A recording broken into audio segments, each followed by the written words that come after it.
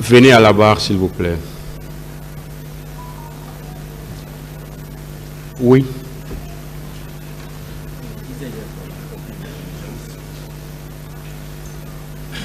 Le ministère public a la parole.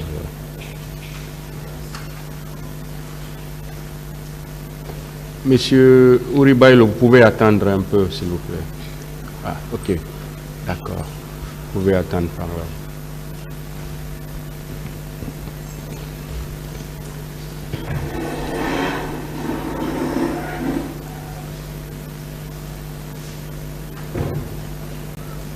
Oui, monsieur le procureur. Merci bien, Monsieur le Président. Honorables assesseurs, hier, avant qu'on ne quitte la salle, le ministère public disait qu'il a accompli un certain nombre de diligences dont il veut livrer ce matin les résultats. Parce que les débats ont débuté il y a quelques mois. Beaucoup de choses ont été dites dans cette salle et au fur et à mesure, on accomplissait des diligences pour davantage éclairer la lanterne du tribunal. Parmi ces diligences, Monsieur le Président, on a adressé un courrier à Monsieur le sous-préfet de Manéa par rapport au colonel Claude Pivy. Parce qu'au cours de son interrogatoire ici, à la barre, l'accusé Claude Pivy, alias Coplan, déclarait en ces termes: le 28 septembre 2009, très tôt le matin, je m'étais rendu à Manéa pour exécuter une mission du président Moussa Dadis Camara qui consistait à faire arrêter des militaires armés qui avaient volé des véhicules pick-up appartenant à l'armée guinéenne et qui y séjournaient depuis des jours. Dans le souci donc de procéder à une vérification de ces déclarations de l'accusé, notre parquet a adressé le courrier numéro 001 du 11 janvier 2023 à Monsieur le sous-préfet de Manéa. En réponse, celui-ci, par courrier numéro 02, arrivé à notre parquet le 16 janvier 2023, affirmait en substance comme suit. Le 28 septembre 2009, selon les marchands du marché de Manéa, ils ont aperçu le matin, entre 8h30 et 9h, une colonne de véhicules pick-up à bord desquels il y avait des militaires bérets rouges commando provenant de Conakry, traversant le marché de Manéa en direction de la carrière Somiac. Cette colonne était dirigée par le colonel Claude Pivy. Par ailleurs, selon un citoyen, lundi 7 février 2009, vers 9h, assis à côté de la maison des jeunes de Manéa, il a aperçu une colonne de véhicules pick-up 4x4 de plus d'une quinzaine venus garer auprès de la maison des jeunes de Manéa. À bord de ces pick-up, il y avait des commandos bérets rouges armés.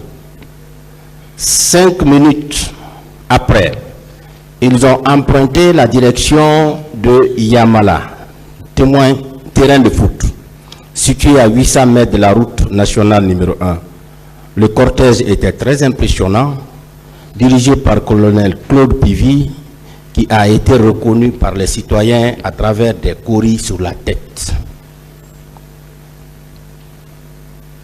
Et un autre citoyen témoigne que le cortège s'est dirigé au domicile de M. John Alassane, formateur des militaires en karaté. Malheureusement, ils n'ont pas trouvé John. Après, ils ont donc placé un barrage de contrôle militaire entre Somaya Mosquée et Manéa sur la route nationale numéro 1. Ces cortèges étant impressionnants, aucun civil n'a osé les approcher pour savoir les raisons de leur présence dans les quartiers. Par contre, aucune autorité administrative et politique d'alors n'était consultée. Voici la réponse que monsieur le sous-préfet de Manéa nous a envoyé par rapport au colonel Claude Bivy. On a donc fait la photocopie de ce courrier. Nous allons vous donner une copie et les autres parties aussi vont en avoir.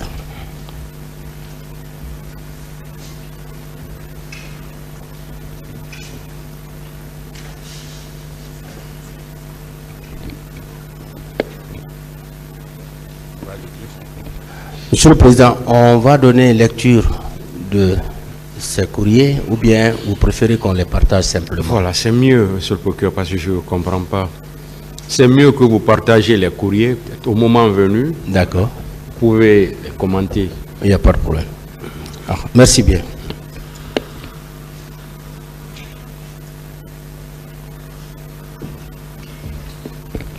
Voilà, aussi il y a le CH Donka, le CHU Donka qui en a envoyé, c'est là aussi.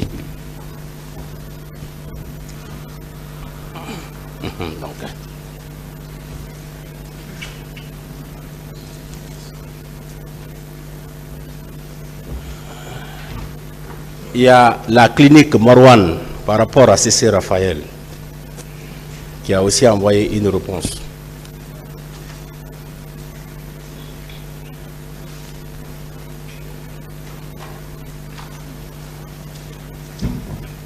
Il y a la direction centrale des investigations judiciaires PM3 par rapport à Kalonzo.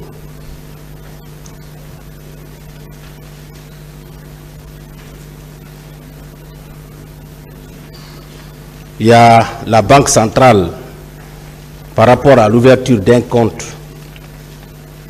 au nom du régiment commando.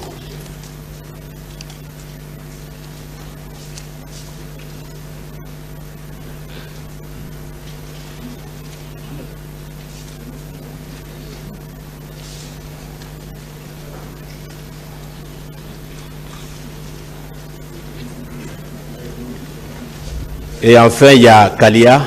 On avait déjà distribué ça, mais on a préféré refaire la photocopie.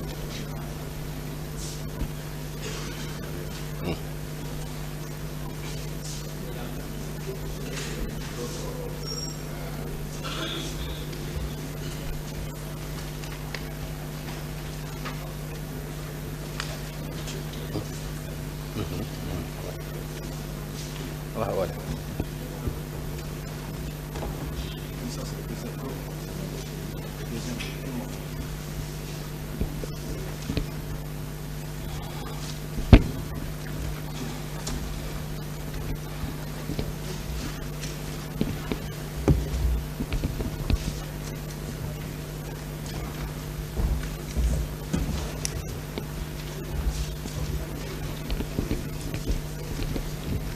C'est bon.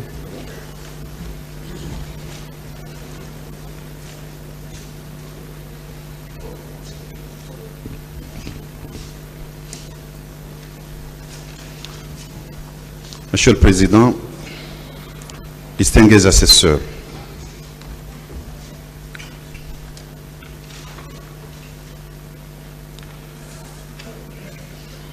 nous avons également apprêté la liste provisoire des témoins que nous entendons faire citer. Nous les avons catégorisés en deux. Il y a certains témoins qui avaient déposé devant le pôle des juges d'instruction et dans notre lecture des faits, nous avons estimé que ces témoins-là doivent également venir à la barre de ce tribunal-là pour déposer. Ensuite, il y a une catégorie de témoins dont les noms ont été révélés au cours de l'audience. Donc ces témoins n'avaient pas préalablement été entendus par le pôle des juges d'instruction. Nous voulons également les citer. Donc pour ne pas prendre votre temps, je ne vais pas me livrer à une lecture, Monsieur le Président. Nous allons vous communiquer la liste des 10 témoins et le moment venu, nous allons les citer.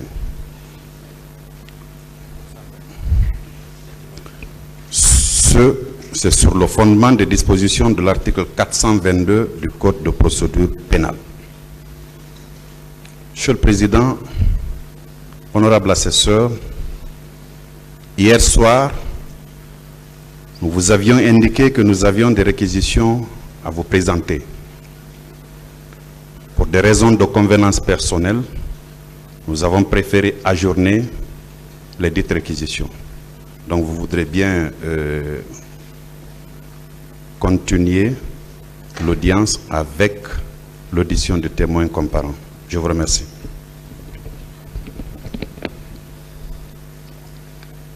Vous avez fini de distribuer les pièces. Monsieur Uribailo.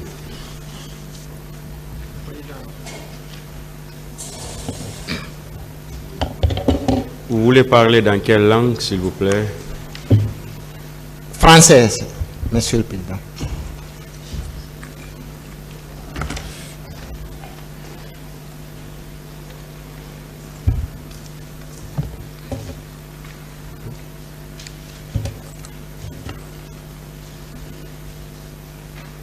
Est-ce que vous êtes prêt? Oui, Monsieur le Président.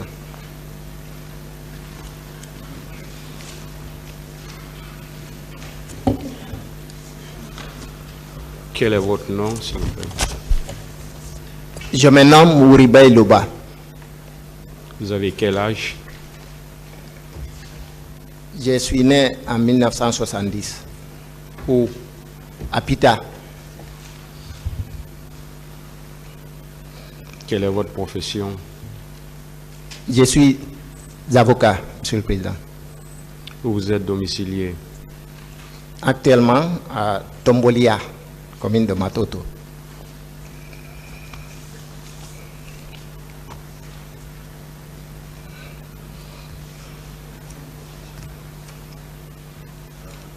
Alors, dites au tribunal ce que vous savez dans cette affaire. Merci, Monsieur le Président, honorables assesseurs. Permettez-moi, avant toute chose, d'envoyer une pensée très pieuse, mais très forte, à toutes les victimes, aux morts, aux disparus, aux femmes violées, aux personnes battues. Bref, même à toutes les personnes, même n'ayant pas été, ayant eu une petite blessure, mais qui ont tout simplement été tellement impressionnées par la violence des massacres.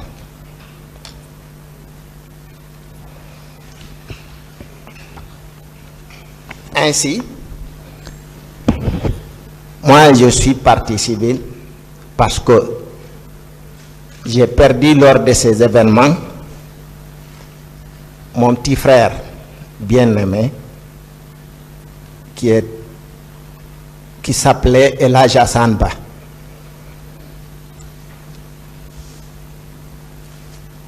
Ce jour du 28 septembre,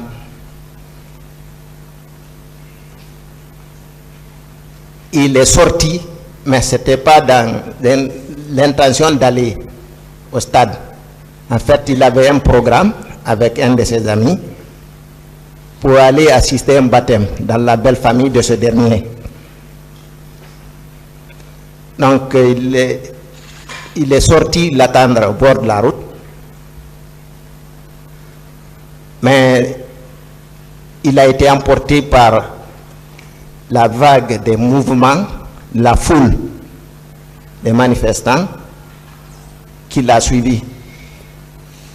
L'a suivi sans même savoir comment il est arrivé au stade. Mais permettez-moi auparavant de vous parler la veille. C'était une habitude pour lui. Moi, j'habitais en ce moment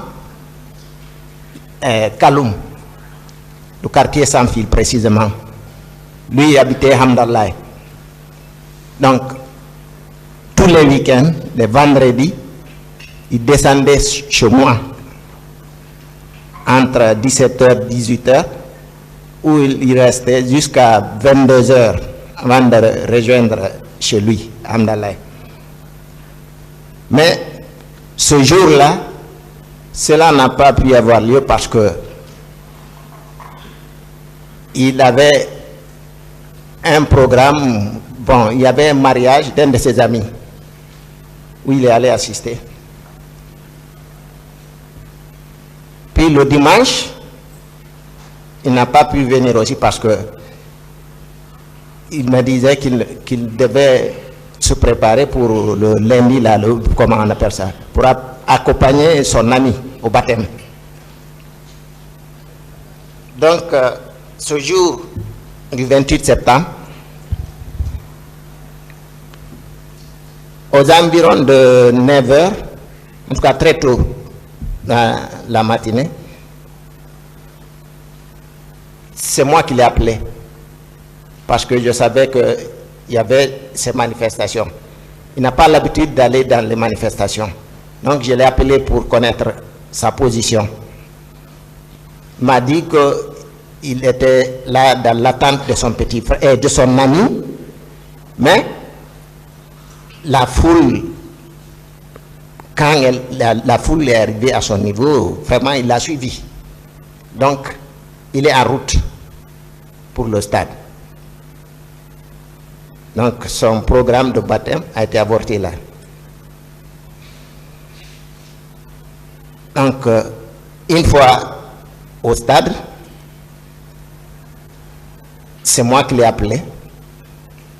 Je lui ai dit, où est-ce que vous êtes? Où en es-tu? Excusez-moi, est-ce que vos lunettes là sont des lunettes pharmaceutiques? Non, ça c'est pas pharmaceutique. Mais ça me permet, à cause de la lumière qui me gêne. Je porte les pharmaceutiques pour lire simplement. D'accord.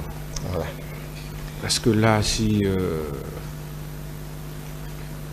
voilà, on voulait voir vos yeux. J'ai pas compris. On voulait voir vos yeux. Ah. Voilà. Si vous pouvez les enlever, si vous pouvez parler comme ça, Ok, c'est seulement la lumière qui me gêne. ça vous ne pouvez pas? Non, je peux aller. Si ça me fait mal, je vais porter. D'accord. Alors, il m'a dit qu'il est aux alentours de l'esplanade. Il y avait une foule énorme qui sont là, mais qu'il y a aussi les gendarmes qui sont là. Donc, qu'ils se regardaient en face. Et puis, un autre instant, c'est lui qui m'appelle pour me dire que la pluie, il y a eu la pluie. Les gendarmes ont lancé les gaz, mais il y a eu la pluie.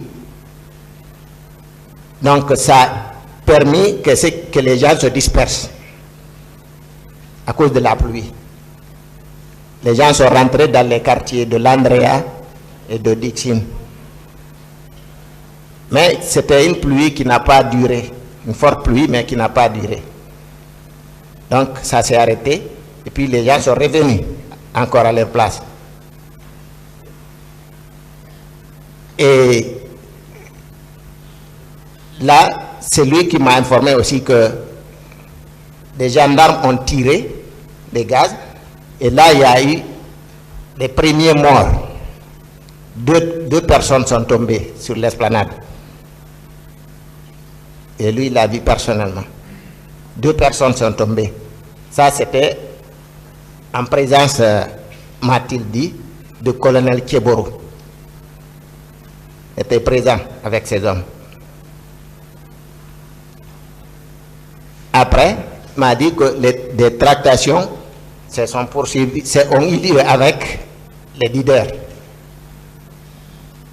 Suite à quoi, les leaders, les manifestants et le groupe de gendarmes qui étaient là sont tous dirigés vers le portail du stade. Puis on a ouvert, ils sont rentrés tranquillement. sans problème. Après un certain moment, c'est moi qui l'appelle. Là, il était maintenant à l'intérieur. M'a dit que tout se passait bien. Il n'y avait rien, c'est des discours. J'entendais en fond sonore des discours. Puis j'ai coupé. Mais à chaque fois, chaque 5-10 minutes, on s'appelle. Soit c'est lui qui m'appelle, ou bien c'est moi qui le rappelle. Donc, vers les 11h, enfin, en tout cas vers midi comme ça, midi moins, c'est moi qui l'ai appelé. Il m'a dit, ils sont rentrés. Ils sont rentrés. Les Bérérous sont rentrés. Ils tirent. Et j'entendais au téléphone les crépitements de balles. J'entendais les cris des gens qui cherchaient à fuir. J'entendais son essoufflement. Parce qu'il courait aussi. Je lui ai demandé de tout faire pour essayer de sauver sa peau. Il m'a dit, c'est ce que je suis en train de faire. J'ai dit, alors ne raccroche pas là, maintenant. Je veux qu'on garde le contact. Il m'a dit, d'accord, frère. Il est resté accroupi, j'entendais son allaitement. Puis, d'un coup, je ne sais pas si c'est le téléphone qui est tombé ou quoi, mais le téléphone marchait, mais lui, je ne l'entendais plus. J'entendais plus sa voix. Mais le téléphone était toujours là, j'entendais les mouvements, j'entendais les bruits de pas, j'entendais les crépitements. Mais lui ne répondait plus. Alors là, ça m'a inquiété. Puis quelqu'un, je ne sais pas si c'est quelqu'un qui a pris le téléphone et puis il l'a coupé. Depuis cet instant, je n'ai plus de contact avec lui.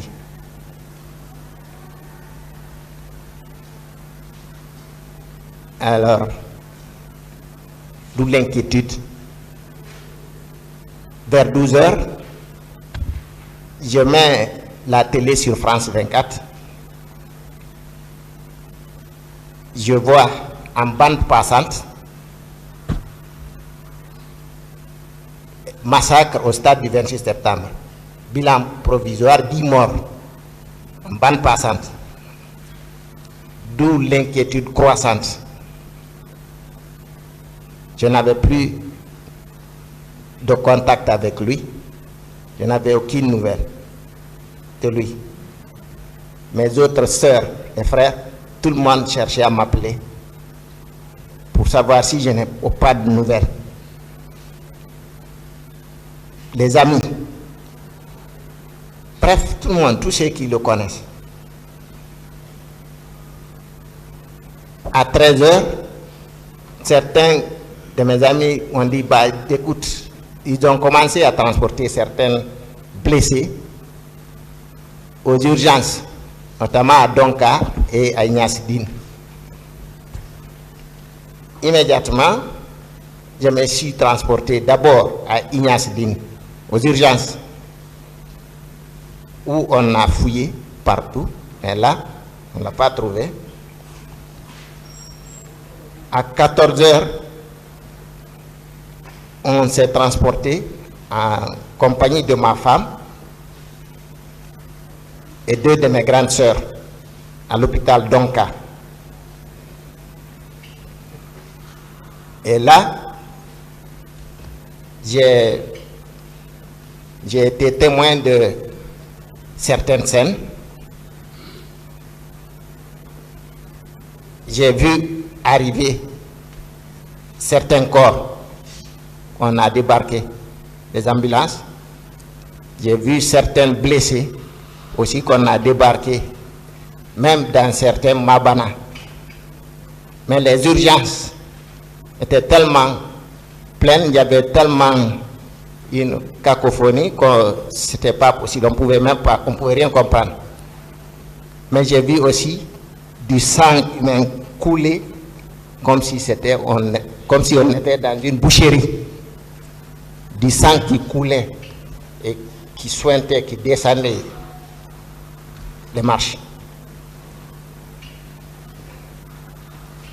On a fouillé là, aux urgences là. On ne l'a pas retrouvé. Mais quelqu'un nous avait dit que quelqu'un qui lui ressemblait était en service de traumatologie à Donka. Ma femme et l'une de mes grandes sœurs sont montées. Mais malheureusement, ce n'était pas la personne, ce n'était pas lui.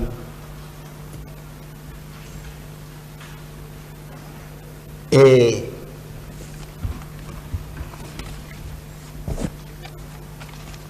plus tard, aux alentours de 16 heures comme ça, puisque des corps qui étaient débarqués, les ambulances, on voyait que les ambulances se dirigeaient vers la morgue. Alors, on cherchait quand même à voir, mort ou vivant, on cherchait à le retrouver.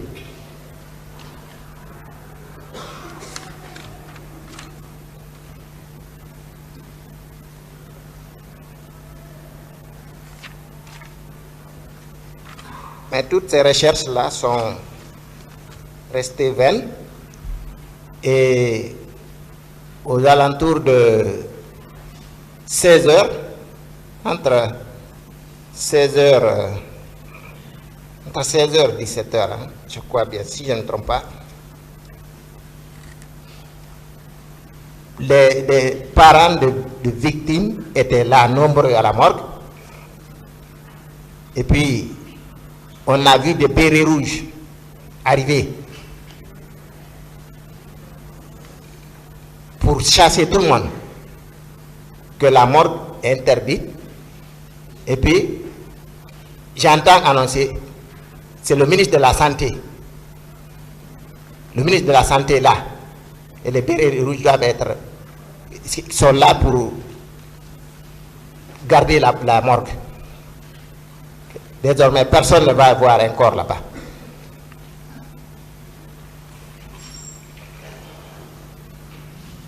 On a tout fait, mais on ne nous a pas du tout laissé s'approcher de la morgue.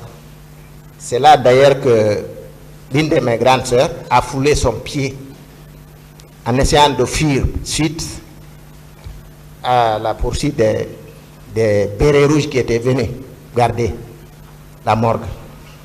Je précise d'ailleurs que la voie là, c'est-à-dire du carrefour Donka, carrefour Kam-Boaro là, a même été pris.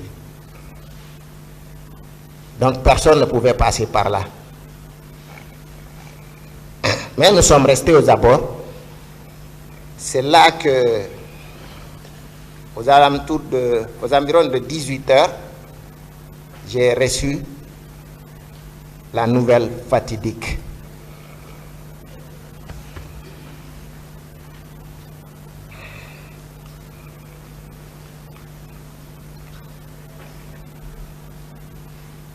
Étant dans ces recherches-là, j'ai reçu un coup de fil d'une personne qui était au stade, qui a d'abord commencé par me demander si on a retrouvé mon frère. J'ai dit, nous sommes sur les recherches. Il dit, ah, mon frère? J'ai dit oui. Il dit, sois courageux.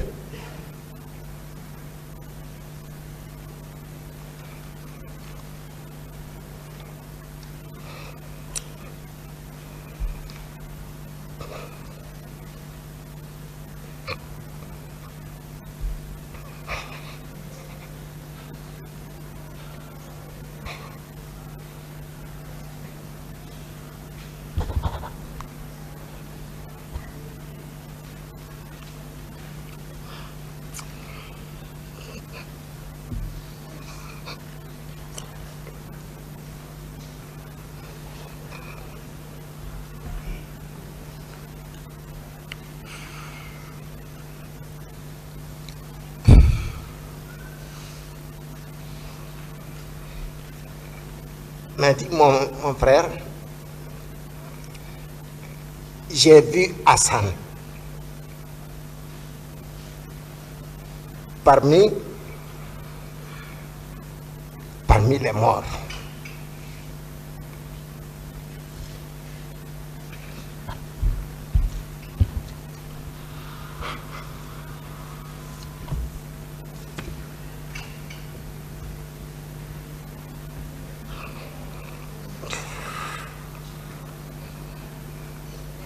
Dit que j'ai vu Hassan parmi les morts.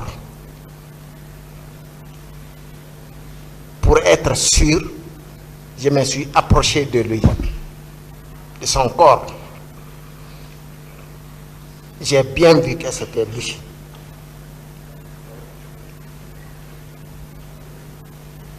Pour avoir une preuve, j'ai fouillé dans sa poche. J'ai pris, il avait dans sa poche une clé et 7000 francs. Donc j'ai pris ça en guise de preuve.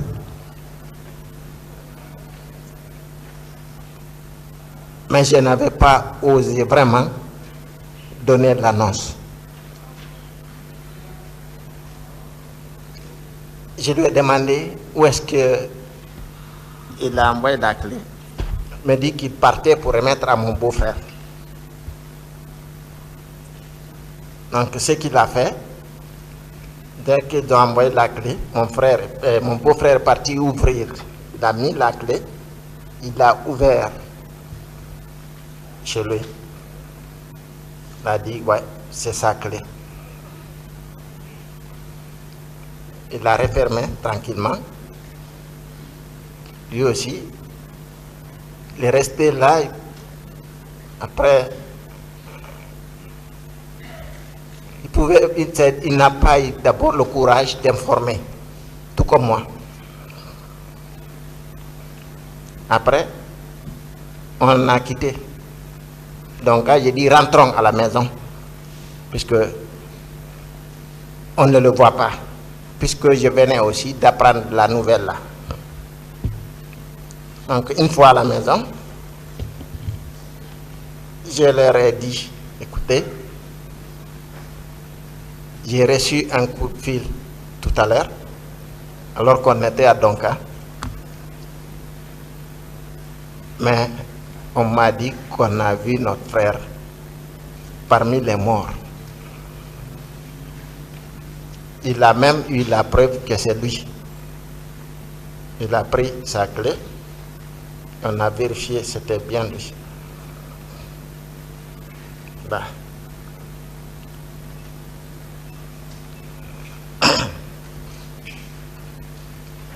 Alors,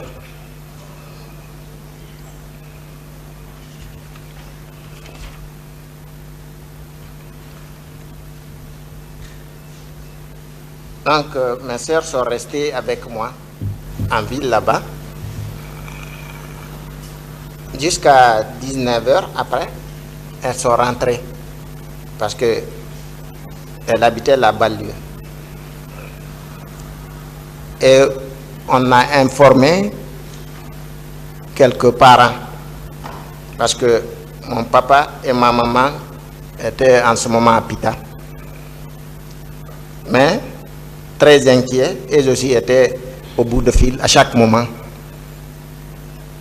Mais là, j'avoue qu'on ne leur a pas donné la nouvelle immédiatement. Parce que,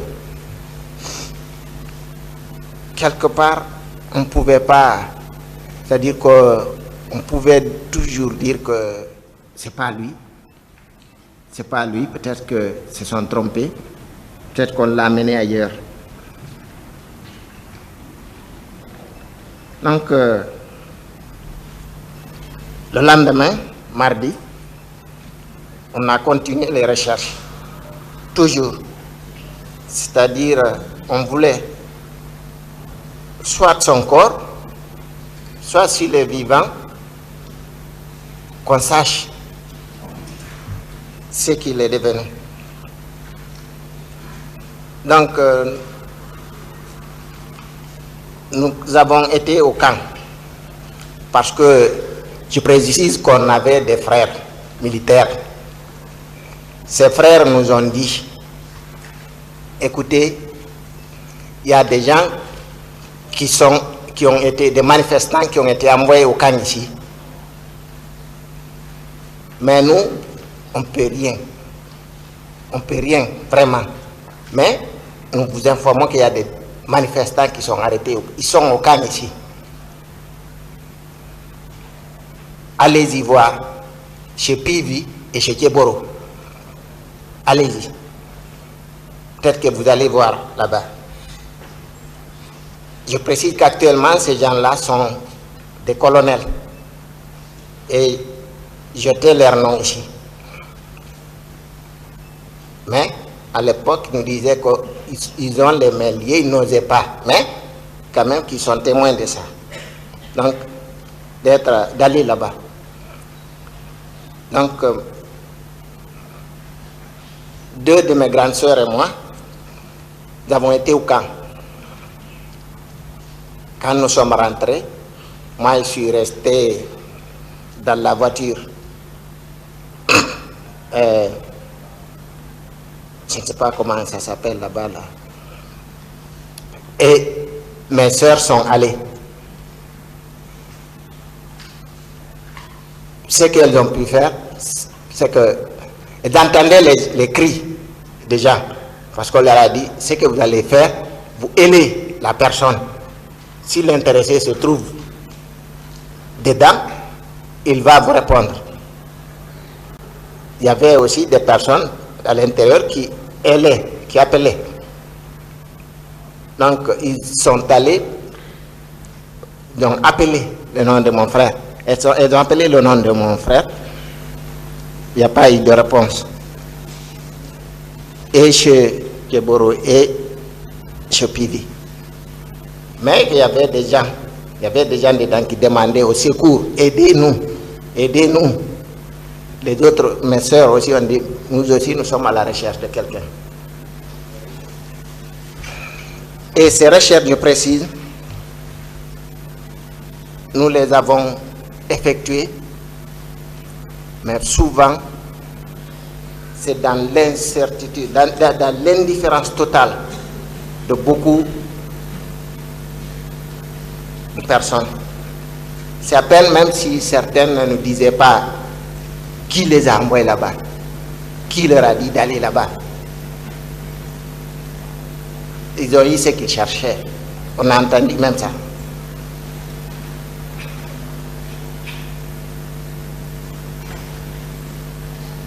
Donc nous sommes restés dans ça. Et puis, c'est venu le jour de la restitution des corps. Je crois que c'était 5 jours après. 5 jours après. Ils ont organisé une façon...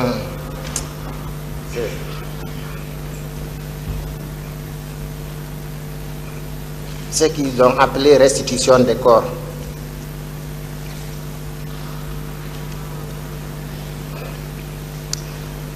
Nous sommes allés à la mosquée Faisal. Il y avait des camions qui venaient.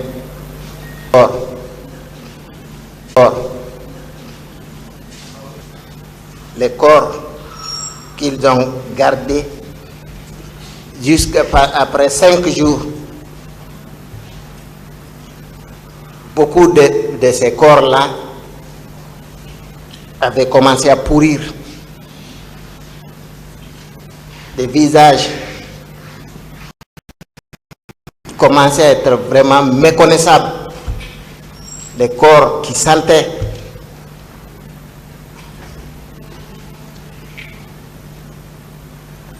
On était obligé d'enlever du linceul pour chercher une trace, un signe, pour pouvoir reconnaître quelqu'un.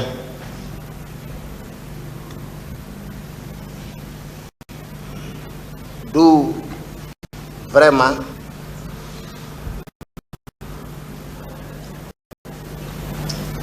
le manque de dignité dans le traitement des corps. C'est une chose aussi qui nous a marqué. Et le nombre de corps annoncés était inférieur au nombre de corps qui étaient là. Ils ont annoncé 57, mais il n'y avait pas entièrement 57 corps là-bas. Donc on ne savait pas si tous les corps n'ont pas pu être déposés à cause de la révolte qui a eu lieu là-bas. Mais tous les corps n'étaient pas là.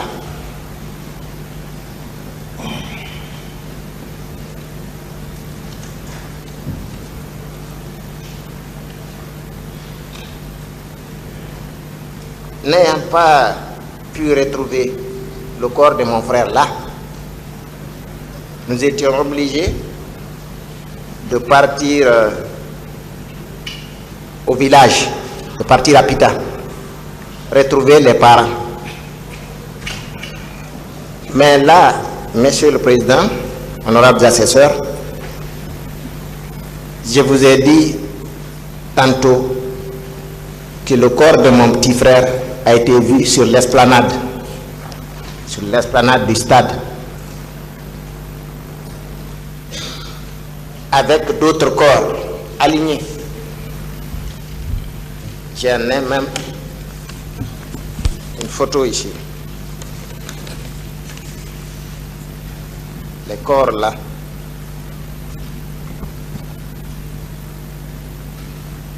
J'ai pris le soin de mettre le nom de mon petit frère ici, le 4e corps, en partant de bas en haut.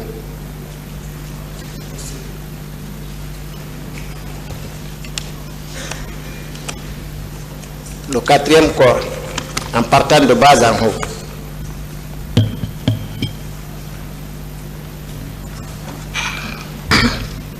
Donc, ce corps est en vue là, photographié et filmé. Mais ce corps-là a tout simplement disparu. Disparu. N'a plus du tout été retrouvé. En tout cas, pas parmi les corps qui avaient été exposés.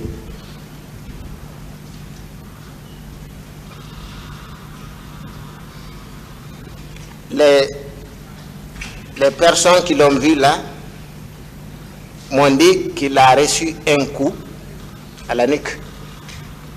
Je ne sais pas si c'est par arme blanche. En tout cas, c'est un coup à la nuque.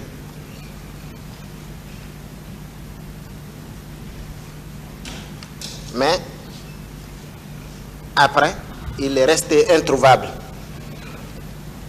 Il a disparu. Ce qui fait que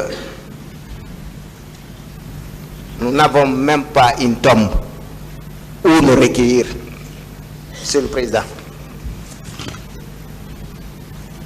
Nous n'avons même pas encore fini.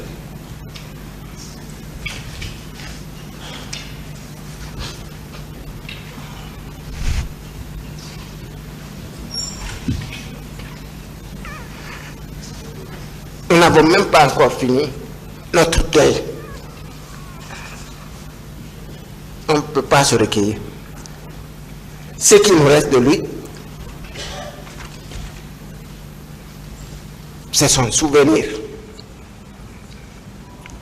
Un souvenir.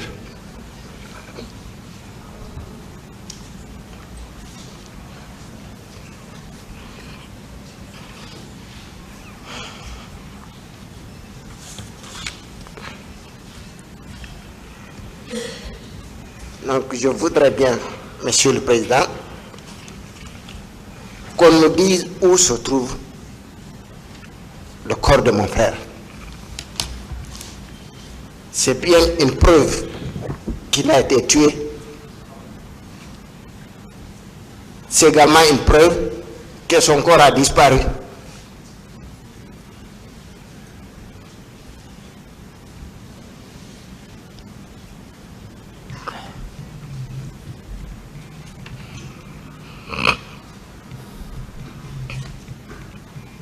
Donc, n'ayant pas retrouvé de corps, ma maman qui m'a demandé de tout faire parce que j'ai été obligé de lui mentir. Puisqu'on n'a pas retrouvé de corps, j'étais obligé de lui dire que le corps de mon frère était dans un état tel que il ne pouvait pas être transporté. Mais elle m'a répondu, écoute mon fils, il faut prendre tout ce qu'il y a à prendre. Mettez-moi ça dans de plastique et envoyez-le-moi, même si il est embouilli. Envoyez-le-moi dans un plastique. Mais je veux le voir.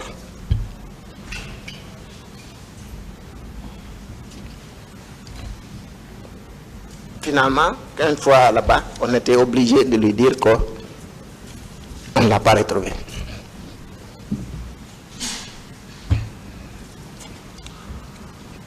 De retour à Conakry, après les funérailles,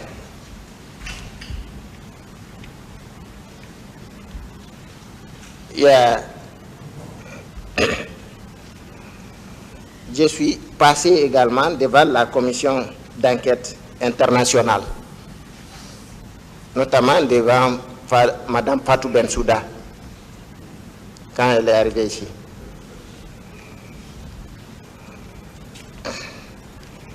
Il m'a demandé de tout faire, d'être en contact avec le médecin légiste, même pour une prise de sang en vue d'une recherche ADN, en vue de retrouver le corps.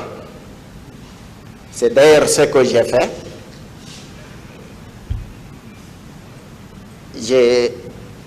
Je suis allé rencontrer le médecin légiste, Dr Hassan,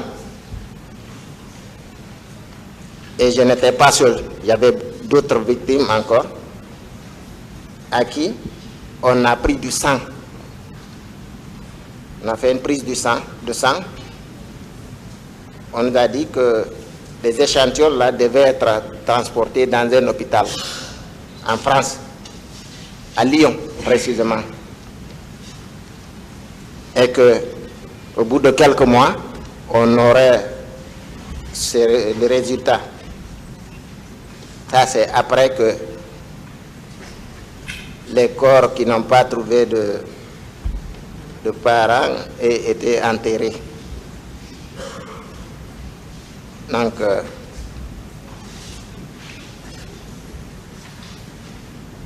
plusieurs mois après,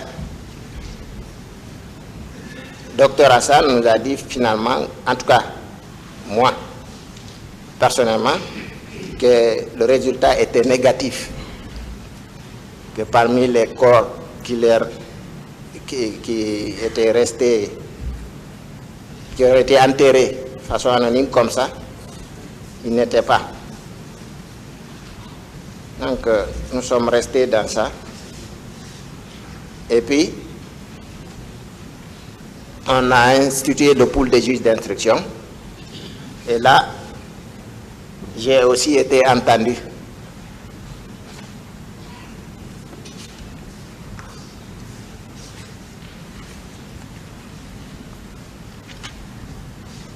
Bon. Je crois que j'ai pas tout dit, mais j'ai dit l'essentiel, Monsieur le Président.